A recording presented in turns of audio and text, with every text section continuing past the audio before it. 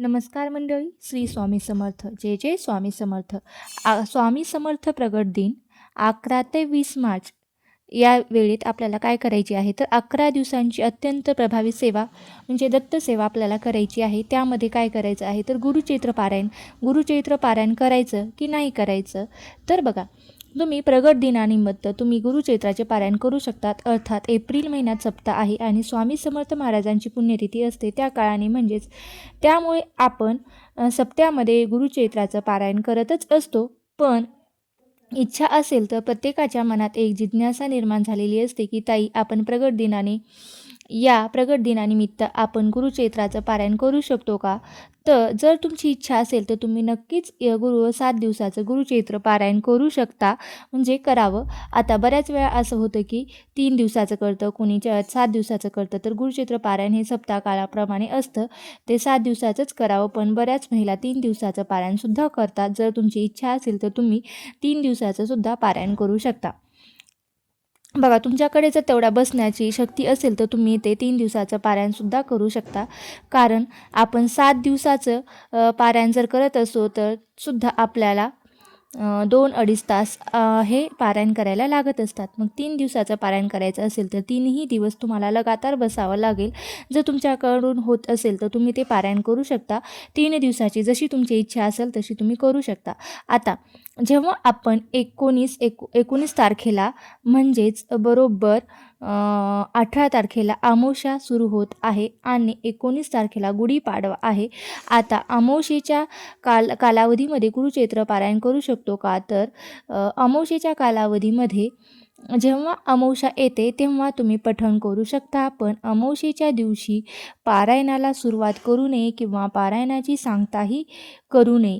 मग सुरुवात करायची असेल तर तुम्ही म्हणजे ज्यांचा 7 दिवसाचं पारायण करायची इच्छा आहे त्यांनी 18 तारखेच्या आत तुमची सांगता झाली पाहिजे. 7 दिवसाच्या गुरुचैत्राची सांगता आपण 8व्या दिवशी करत असतो. मग तुम्ही तुमच्या कॅलेंडरप्रमाणे, तुमच्या तारखेप्रमाणे अगदी तुम्ही म्हणजे तुमच्या 18च्या आधी सांगता आली पाहिजे, म्हणजे 16-17 तारखेला सांगता झाली पाहिजे. बघा, पारायण करायच्या 8व्या दिवशी सांगता करायची असते, त्या ग्रंथामध्ये दिलेलं आहे. मग तुम्ही पारायणाला सुरुवात कधीही करू शकता.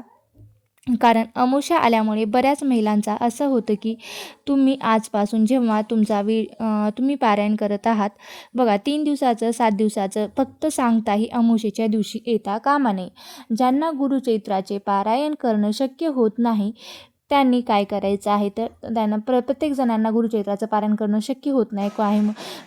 काहींना मुलांची शाळा असते, टिफिन करून देणं असतं, मग होणार नाही. मग त्या काळात काय करायचं, तर बघा लवकरच एप्रिलमध्ये 10 तारखेला हा सप्ताह सुरू होत आहे आणि 10 एप्रिलला सप्ताह सुरू होतो. मग त्यामध्ये आपलं पारायण होणारच आहे. पण ज्यांची इच्छा आहे ते करू शकतात. गुरुचैत्र पारायण हे 3 दिवसाचं 7 दिवसाचं गुरुचैत्र पारायण असेल तर किती अध्याय वाचावे, तर तुम्हाला सांगायचं असेल तर मी तुम्हाला सांगू शकते किंवा त्याचा सेपरेट व्हिडिओ बनवून मी तुम्हाला सांगू शकते. फक्त तुम्ही मला कमेंट बॉक्समध्ये सांगा की 3 दिवसाचं पारायण कसं करायचं आणि 7 दिवसाचं, त्यासाठी मी सेपरेट व्हिडिओ बनवून तुम्हाला देईल. बघा, नंतर काय करायचं आहे, तर आपल्याला 90% महिलांची सेवा ही सुरू झालेली सुद्धा असते.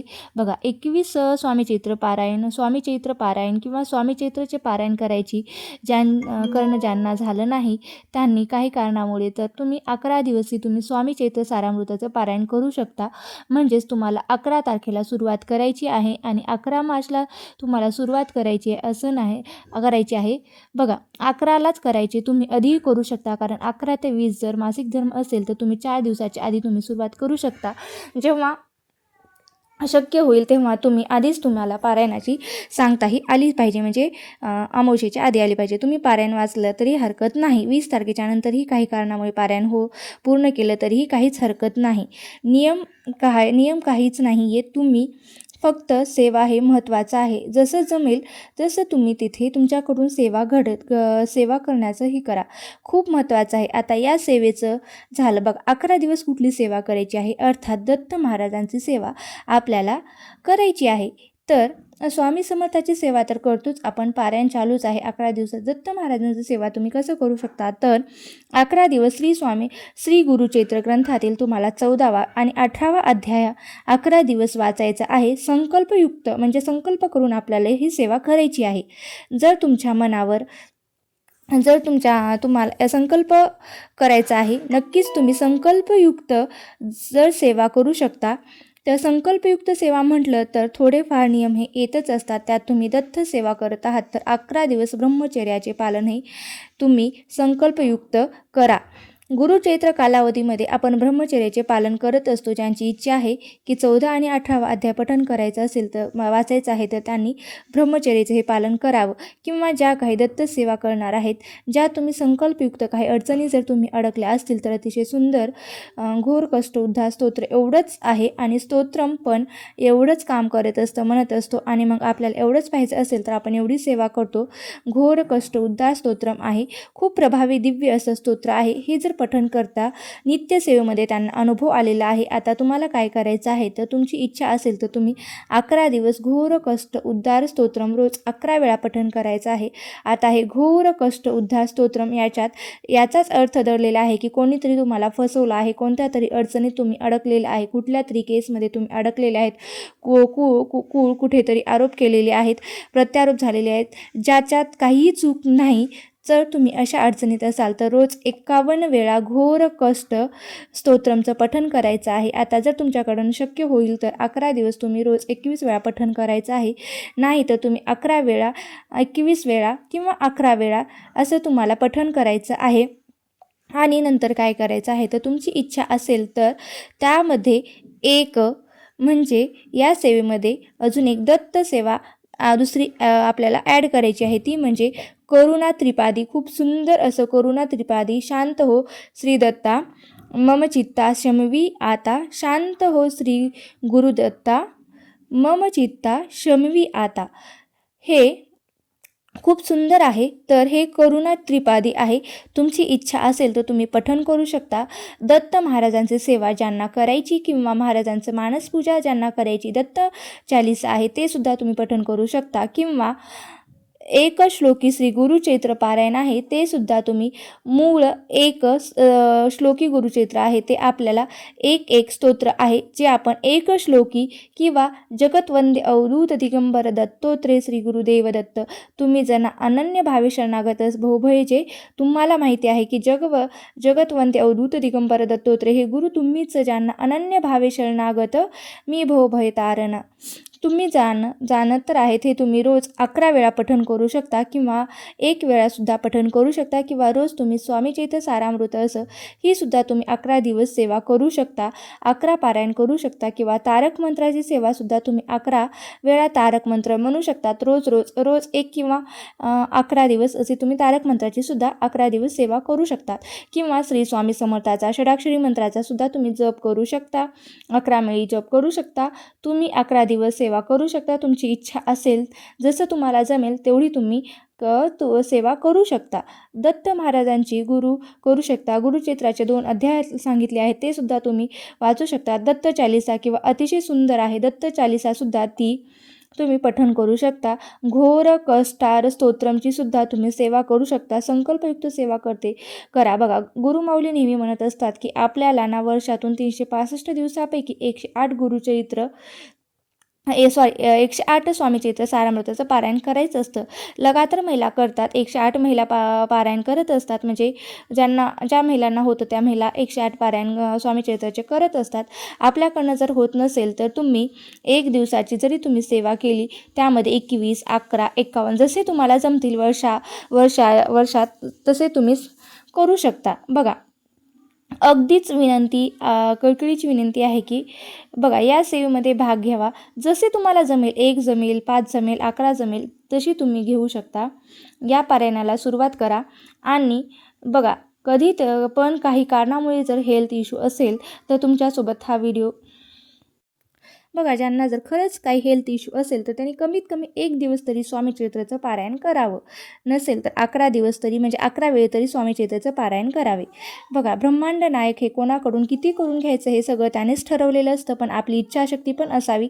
आपली इच्छाशक्ती जर दृढ असेल तर महाराज ते आपल्याकडून करून घेतच असतात. महाराज नेहमी म्हणायचे की चमत्कार वगैरे मला करायला आवडत नाही, पण तुमची श्रद्धा, तुमचे विश्वास, तुमची भक्ती एवढी दृढ असते की मला त्या गोष्टी ह्या कराव्याच लागतात. म्हणून महाराजांच्या जवळ जाण्यासाठी खूप काही करावं किंवा दान करावं असं नाही, तर फक्त आपण भावनेने आणि श्रद्धेने त्यांची उपासना करायची, एवढंच. जसे आहात तसेच राहा. तुम्ही महाराजांसमोर शरणागती महत्त्वाची आहे आणि त्यांनी आपल्याला स्वीकारलं आहे. आपण जसे आहोत तसे दत्तसेवेमध्ये महाराजांनी परफेक्ट असावं लागतं.